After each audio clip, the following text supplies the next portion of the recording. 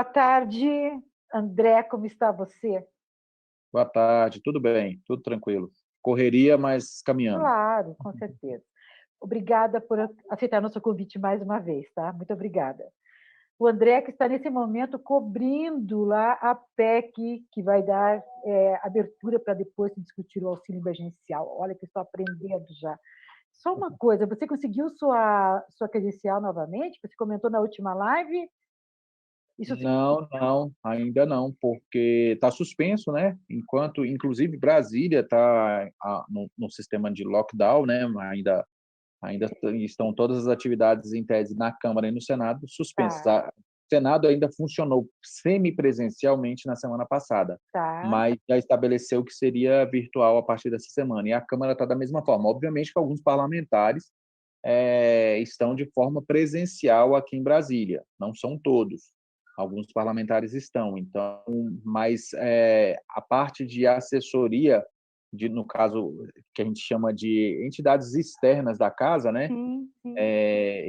Esse grupo ainda não está autorizado o recredenciamento ou o credenciamento. Por enquanto está suspenso. Tá, Justamente tá. é uma medida baseada, né, nessas medidas de evitar aglomeração. Então, Então, para mas isso, poderia ter um acompanhamento virtual, né? Porque eles estão discutindo virtualmente, poderiam abrir os canais. mas aí o acompanhamento virtual que a gente faz é o acompanhamento da própria TV Câmara. A Tá, diferença é que, para nós, digamos, que não é uma diferença, isso é porque a gente tem acesso a alguns assessores que estão presentes, a gente claro, tem para acesso conversar, sim. a alguns parlamentares para a gente Limita, conversar de alguma coisa. A diferença é que eu não estou lá presencialmente, né? claro. Mas aí, ou seja, por exemplo, agora mesmo votando a PEC emergencial, a gente teve que fazer algumas ações com alguns parlamentares para ver a possibilidade de aprovar destaque, alguma coisa assim. Então, você tem que ligar, mandar uma mensagem, enfim, esperar a boa vontade dos parlamentares responder. Obviamente que isso presencialmente funciona de uma forma, virtualmente funciona de outra. É bem mais difícil, né? Bem Sim. mais complicado. A gente ainda não está totalmente acostumado com esse sistema virtual a ponto de dar respostas e ter respostas imediatas, Sim, sim. efetivas, né? E o trabalho de vocês é um trabalho de campo, que tem que estar ali direto Exatamente, com o deputado, com os exatamente. assessores. Mas vamos ver, vamos torcer para que as coisas se normalizem o mais rápido possível, que pelo menos vocês tenham acesso, né? A pandemia não termina É, amanhã, mas que esse acesso não. vocês melhor de alguma forma. Conta para nós, então, como é que está o encaminhamento da PEC e do auxílio emergencial. A gente ouviu falar ontem em 175, nossa, foi assustador. E eu quero que você fale para nós aqui, conte para o chão de fábrica, como é que estão essas negociações, quais são os próximos passos. Bom, agora foi votado ontem o primeiro turno da proposta de emenda à Constituição 186, que cria um mecanismo que vai ajudar o governo a buscar o encaminhamento fiscal para que ele possa efetivamente pagar o auxílio emergencial. Vale registrar aqui a forma, eu diria, agressiva de condução do presidente da Câmara ontem, que, Ótimo, como a vamos gente falar. busca comentar aqui, não só aqui, mas a gente busca orientar as entidades sindicais, a sociedade de modo geral, então é importante observar isso. A forma truculenta, a forma bruta, a forma o que a gente costuma dizer, diria até no chão de fábrica, passou o trator efetivamente para poder votar uma proposta que, na verdade, beneficia o governo. Né? O governo Mostrando a quer que veio, né, André? exatamente. E a PEC necessitava de uma discussão mais ampla, porque ela não trata especificamente só do auxílio emergencial, ela tem uma série de gatilhos que vão impactar diretamente o serviço público, os servidores públicos. Então, você tem aí mecanismos que evitam aumento de despesa na área de serviço público, consequentemente, não terá aumento para servidor público, não terá prestação de serviço decente para a sociedade. Então, tem uma série de gatilhos aí que vão impedir essa prestação de serviço e uma melhor atenção aos servidores públicos. Então, é importante a gente também classificar isso, porque senão parece que votamos, ou seja, parece que ele atropelou para ter o auxílio emergencial. Não foi só isso, ele atropelou porque tinha também esses gatilhos dentro dessa proposta. Tanto é que a proposta não foi uma votação unânime, foi uma votação aonde teve esse grupo divergente. Tá. O seu som, André. Voltou? Voltou. Aham. Tá, tá. Pode falar, André. Pode seguir. Então, não, é só para ter esse registro, né? E Certo. aí agora foi votado o primeiro turno e hoje, especificamente agora pela manhã, já iniciou a sessão para se votar o segundo turno e tentar alguns destaques, né? Votar alguns destaques. Destaques são partes que são retiradas desse texto. Então, é a única forma agora, nesse segundo momento de votação, é buscar esses destaques. Há um trabalho de servidores públicos, de grupos da segurança pública, enfim, de vários setores da sociedade tentando minimizar esses danos. Mas eu diria que a base do governo, aquela base que é uma base, ela não é tão de governo, mas é uma base talvez mais do Lira, ela está muito coesa com esse propósito, né? Então, provavelmente, infelizmente, vão votar também e aprovar o segundo turno da proposta de emenda à Constituição 186, com esses gatilhos que trazem diria, problema para os servidores e para os serviços públicos, né? Ou seja, você tem o auxílio emergencial, vai ter a possibilidade de criar esse auxílio emergencial, mas vai vir aí com algumas contrapartidas ruins para servidores públicos e para o serviço público. E quando a gente fala para o serviço público, isso atinge a sociedade como um Claro. todo. Educação, saúde, tudo. Exatamente. Sim. Você fez um comentário que vale aqui um registro. Você comentou assim que a base é mais do Lira, né? Não é tanto do governo. Mas daí o Lira tem a base e o governo tem o Lira, né? As coisas acabam se...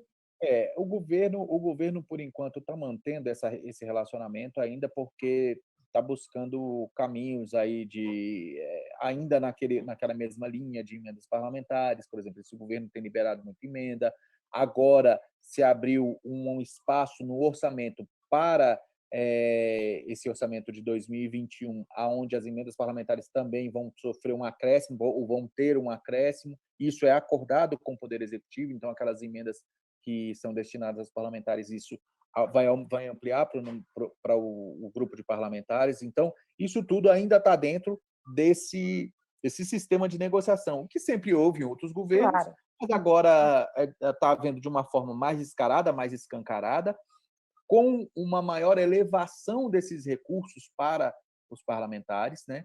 Então, isso demonstra que ele, por enquanto, tem essa base por essa articulação que está sendo feita. Então, uma hora eu diria que essa torneirinha seca, né? Ela Sim, fecha, não há sim. como você manter, e se você não tem articulação política sólida, você não consegue manter uma base. Por isso que é uma base muito Volátil. condicionada, Aham. volátil, e ela é mais Lira do que mais Entendi. governo. A hora que eles romperem, o governo continua sem base. Tá? Exata, Essa é a exata. situação. Eu queria falar com você o seguinte: então, se for, digamos, aprovado, né, se o trator passar novamente hoje, for aprovado na Câmara agora em segunda, Turno, em segundo segundo turno, turno, é, fica aprovado, daí com isso o presidente manda uma medida provisória para o Congresso manda uma com o medida valor? provisória, exatamente. Ele pode mandar uma medida provisória valendo imediatamente, que a medida provisória tem força de lei, né? Então, primeiro vai ter, se aprovado efetivamente hoje, possivelmente o Congresso é convocado amanhã para fazer a promulgação, porque a PEC não vai à sanção, ela vai à promulgação. Então, provavelmente o Congresso já promulga amanhã e a medida provisória pode sair assim que a proposta já estiver promulgada. Então, acredito aí que, no mais tardar, na sexta, já sai uma medida provisória com a possibilidade do auxílio. E aí, o que se discute no governo, que tem, pelo menos é o que me parece que já foi batido o martelo, é que vai ser aquele auxílio, ele é gradual, né? Ele começa com um valor e vai chegar até um determinado valor. Então, isso vai depender de quais grupos vão fazer uma espécie de seleção, ou seja, na verdade, vão criar algumas dificuldades ainda para o pagamento do auxílio emergencial com um valor extremamente reduzido no que era pago. Não vai chegar no valor de R$ 600, como era o valor antigamente. Então, se as pessoas estão achando que o auxílio volta com R$ 600, não. O auxílio vai chegar a, no máximo, R$ 300, 250 a R$ 300, para Ok. alguns grupos. E para alguns grupos. É importante, né, que a população, quem está nos acompanhando aqui, os trabalhadores e trabalhadoras, entendam bem essa informação, porque ela é fundamental. Porque tem muitas pessoas assim que pensam que aprovado o auxílio, os R$ 600 e os 1.000, era R$ 600 mil e e também duzentos, mil e 1.200, né? duzentos, é, Não, gente, infelizmente não mais. não. E com gás a R$ 100, né, É, 250 ou 200 não vai, não, e, não vai dar. e podendo valor até de R$ 175, né? É. Na verdade, o governo federal só tem dinheiro para liberar para as emendas de uma, né, de uma base que ele precisa manter a qualquer custo. Não há verba para o povo que está passando fome, literalmente, né? O número de pessoas que não estavam nas ruas, elas estão nas ruas agora, sem casa, e, infelizmente, em relação a recursos, só tem para as emendas dos deputados. Mas uma hora isso muda. E falando em uma hora isso muda, eu quero fazer uma pergunta para você, que é muito mais em relação à sua experiência com todo esse trato político aí de Brasília. Nós temos nesse momento no tabuleiro uma nova peça, vamos chamar assim, né? Nós temos agora o ex-presidente Lula tornou-se elegível a partir de uma, como é que a gente pode falar aqui, uma determinação do ministro Edson Fachin, né? Uhum. É, esse retorno dele à presença política, porque agora ele é agora também uma personalidade política que pode expor suas opiniões. De que forma você acha que o ex-presidente e a sua participação ativa na política a partir de agora pode contribuir para mitigar esta crise que enfrentamos em relação à pandemia, a desemprego? Você, da sua experiência, acha que isso pode se alterar de alguma forma? Olha, na verdade, traz uma alteração do ponto de vista de esperança de alguns grupos relacionados aí mais grupos mais progressistas, grupos mais de centro-esquerda, né, de uma possibilidade de um retorno de um presidente que saiu com 80% de aprovação da sociedade. Então, isso tem um reflexo. Obviamente que também tem aquele grupo que hoje tem um grupo que também é muito, eu diria, o anti-Lula, o anti-PT, o anti-Lula, né? Tem esse grupo. E aí precisa fazer com que esse momento possa ser aproveitado para que esse grupo progressista de centro-esquerda, até mesmo uma centro-direita que não é uma centro-direita raivosa, eles possam também compreender qual é o caminho que o Brasil deve seguir nesse momento. Então, talvez seria esse o melhor caminho. Eu não digo que seria o melhor caminho eleger o presidente, Sim, ex-presidente sim. Lula ou coisa desse tipo, mas é buscar uma linha de diálogo agora, aonde possa retornar de forma mais consensuada algumas pautas para que o Brasil possa efetivamente caminhar.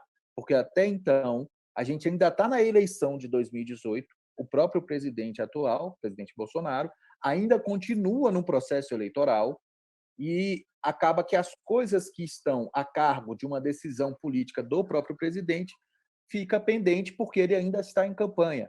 Tanto é que o próprios setores do mercado, que é esse ser invisível que é o mercado, né, há uma tensão no mercado de qual o comportamento será adotado agora pelo governo Bolsonaro com essa possibilidade do Lula ser candidato em 2022. Porque dentro dessa linha, o presidente Bolsonaro pode adotar uma política um pouco mais populista, de dar respostas à população para buscar esse grupo que pode estar flutuando ali, nem votando nele ou pendendo mais para o ex-presidente Lula, e ele quer garantir esse grupo. Para garantir isso, ele talvez faça políticas mais, diria, populistas, né, que busquem atrair esse público.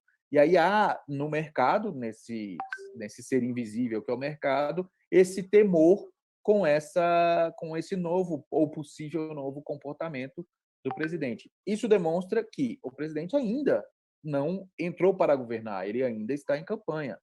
E essa campanha não acabou desde que passou o período eleitoral de 2018. E isso atrapalha na gestão da pandemia, na coordenação das políticas públicas coordenadas e até mesmo efetivadas pelo próprio governo. Então, há uma dificuldade nesse cenário. E isso pode trazer essa maior dificuldade ainda. Do ponto de vista da esquerda, do grupo mais progressista, eu acho que seria o momento de agora é aquela história, vamos botar a bola no meio de campo, vamos organizar o time e vamos começar o jogo de novo. E aí vamos definir quem será candidato, qual será a linha de atuação desse grupo na defesa aí de um Brasil que possa realmente gerar empregos, que possa alavancar sua economia, quais são as saídas, qual é o melhor nome, qual é o melhor cenário para que nós possamos introduzir esse debate na sociedade. Então, eu acho que abre esse leque para um diálogo mais preciso, um diálogo buscando o consenso para que esse grupo possa discutir o país de uma forma mais séria. Então, a gente realmente precisa, né, de que alguma coisa aconteça assim muito rapidamente, porque nós já estamos com números de óbitos, nós já superamos os Estados Unidos, que Uhum. tem muito mais, uma população maior do que a nossa. Nós estamos aí com a PGR indo em direção, com a OAB em direção da PGR em relação à forma como o ministro Pazuello conduziu a crise em Manaus. Nós estamos com o maior número de desemprego da história desse país, de desalentados, de desassistidos, discutindo aí 500 e poucos deputados discutindo um auxílio emergencial de 300 ou 200 alguma coisa. E aí, me desculpe te interromper, Não, por favor. e aí a gente tem o governo, no caso o governo federal, que aí empurra a responsabilidade dele, que são os governadores, são os prefeitos, aí aqueles prefeitos e aqueles governadores que decretam uma espécie de lockdown, ou traz alguma restrição para evitar aglomerações, eles são, de certa forma, penalizados, até mesmo saiu um decreto do governo para que aquelas ações culturais, aqueles projetos culturais que dependem de recursos do governo, que eles não seriam injetados esse recurso para esses grupos, porque aonde aqueles prefeitos e governadores decretassem espécie de qualquer restrição de mobilidade, enfim. Então, são Absurdo. coisas assim, são respostas que a gente não espera né? A gente ainda acha que não podia piorar e aí as coisas acabam piorando. E aí essa ação ou essa falta de ação e de coordenação do governo federal faz com que cada vez mais as coisas piorem, do ponto de vista de saúde, do ponto de vista social, do ponto de vista econômico. Então, isso acaba agravando cada vez mais. Sendo que saiu uma pesquisa, salvo engano, foi publicada hoje, não tenho exatamente certeza se foi ontem ou se foi hoje, mas que 60 e poucos por cento da sociedade aprovam as medidas de restrição, aprovam o lockdown. Sim, claro, claro. Então, isso demonstra que a própria sociedade está dando respaldo a essas atitudes de governadores e de prefeitos. E, de certa forma, vamos ver qual vai ser o comportamento a partir de agora do governo federal, do presidente, do ministro, enfim, Sim. com essa postura que a sociedade está adotando de achar que isso realmente é necessário para preservar a saúde. Porque o número de mortes é tão grande, né, André, que acaba sensibilizando todos.